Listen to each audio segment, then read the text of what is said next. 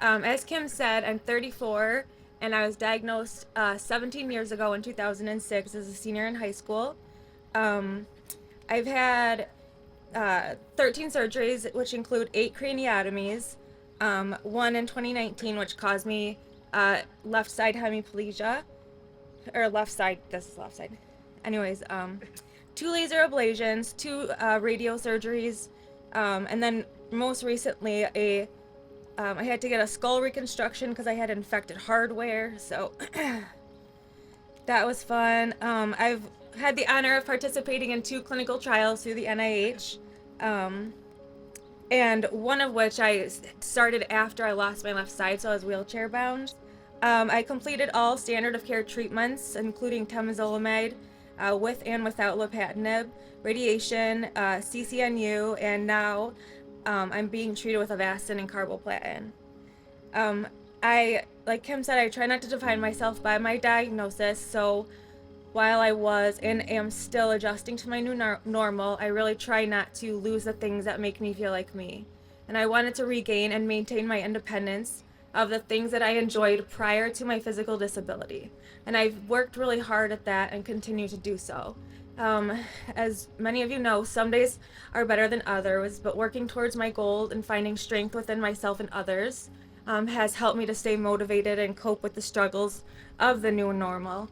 But since I was diagnosed, I still graduated high school on time. I got my bachelor's degree from Western Michigan University. Um, I learned to drive again with adaptive equipment.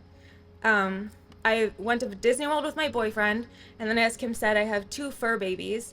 My son Clyde is a Cavapoo, and my daughter Abby is a Jack Russell Beagle mix. It's easy to get sucked into the world of cancer. Anyone who has lived with cancer, who has recently been diagnosed, can relate to the varied feelings we have on any given day. As for me, I refuse to sit around feeling sorry for myself, but it is important to give yourselves time to process your emotions. And something my therapist told me, which is really helpful, is give yourself 10 minutes in the morning, cry, get all of your feelings out, or try to, if you want to cry, just do it then, and then kind of like, go on with your day. Um, One of the most challenging things I've experienced this far is the result of the craniotomy that I had in 2019, because my tumor is in the right frontal, like parietal lobe up against my motor strip. So, which is why I caused this left side hemiplegia. Um, and so last time I was here, I was fully, able to walk. So I'm really excited to travel around the hill in a motorized scooter. I think it'll be fun. So if anyone wants to bring rollerblades, you can just tie onto the back. Um, so after I lost my left side, I spent 3 weeks at inpatient rehab, where at first I couldn't sit on the edge of a bed without somebody holding me up.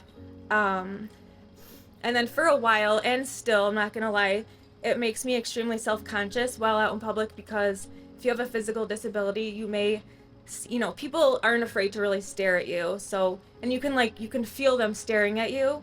So I just try to tell myself, they don't know what I'm going through, so their opinion shouldn't matter to me. But no matter how much I tell myself this, it really still, I still feel embarrassed about it. And then up until I was 31, my disease was invisible. And then once I lost this, then it was like the flip of a switch. I'm visibly sick, like, I guess sick. Before, no one could tell I had a brain tumor, and it was easy for me to blend in. So it was a very big challenge for me to accept these changes and everything that came along with them. I remember shortly after, in 2020, my boyfriend and I went to Mackinac Island, and I don't know who is familiar with Mackinac. We went there, and just I remember seeing the pictures we took, and I was like, that is not even me. Because when I had that surgery, they also shaved my head. So I just felt, like a completely different human. So that's still hard. And I mean, it still does that today, looking in the mirror with that, with my left side. But I've come to realize that no one's promised tomorrow, so you should accomplish your wishes today. And so something I've said in one of my blogs, is buy the tickets, which pretty much means, what you want to do, just do it. Like, figure it out, and you'll do it. The money will always come back, but you're not always going to have the opportunity to go where you want to go. Since I've turned 33, I've done things that I've always wanted to do. My hair was pink for a while. I got my nose pierced, which, my mom never would let me before, which is why I had to wait till I could do it. Um, and then we went to Disney World. So some things that I try to, share is like find someone or something that makes you laugh every day. Think about what it is that keeps you going. For me, it's my niece. So this is my niece, if you see this. So she's 6 and she's my world. I can't bear to, live without seeing her grow up. So something that I said to my therapist that kind of comes full circle a long time ago is, I really want quantity over quality. And so now I just feel like I'm living that because, I'm 17 years later, but my quality isn't, 100%, but I still get to be with the people that I love. And then don't be afraid to ask for help. And when you think you've failed, when things get tough, just think about how far you've come. And then remember to keep holding on to hope. Because tomorrow there could be a cure, which is the biggest thing, that keeps me going is with medical advancements, you could wake up tomorrow and they could have a cure for brain cancer.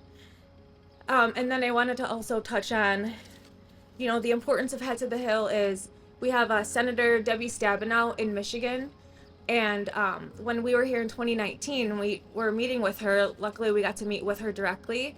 I had shared my story, and I got emotional and cried. So I think she with her because then months later, she was on the Senate floor and she brought up my story in regards to healthcare that she was trying to push through. So that was exciting. And then she was also, I'm with my friend Molly. We're both Henry Ford patients, and we have a very tight brain tumor family. So everybody, we're always willing to do help with events and stuff for Henry Ford. But Senator Stabenow and then Secretary Becerra from Department of Health and Human Services came to Henry Ford Hospital to talk about the Inflation Reduction Act. And so one of my friends that, she works for the brain tumor, she knows how hard it is with Medicare prescriptions. And so I, talked about that, how 1 month my prescription can be $400 and the next month it could be $200, And it's funny because it's life-saving medication. Like, sure, I'll go have seizures and not pay for my medication. With that said, I'm not going to let this disease define me. And although I've been living with cancer for 17 years now, I refuse to make it overshadow everything else about me. So rather than being Tiffany the girl with brain cancer, I want to be Tiffany the girl who's fun, kind, empathetic, compassionate, and a wonderful aunt, sister, daughter, and partner. And like Kim said to me,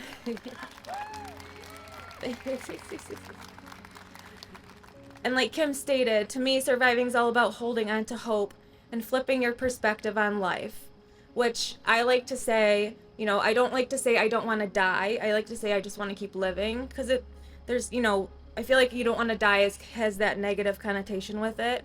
But if you want to keep on living, then just keep, there's so much stuff that you could do in life.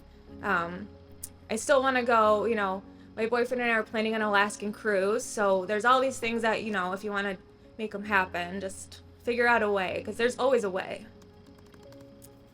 And then, yeah, thanks for allowing me to share my story. I was really happy to be asked by Kim to participate. And yeah, it's awesome to be here at Head to the Hill for the first timers. You'll build a relationship with your state reps, and it's really great and pretty powerful because you can reach out to them on Twitter. You'll get their emails, and so you can, continue pushing our asks forward throughout the rest of the year. And that is, thank you so much.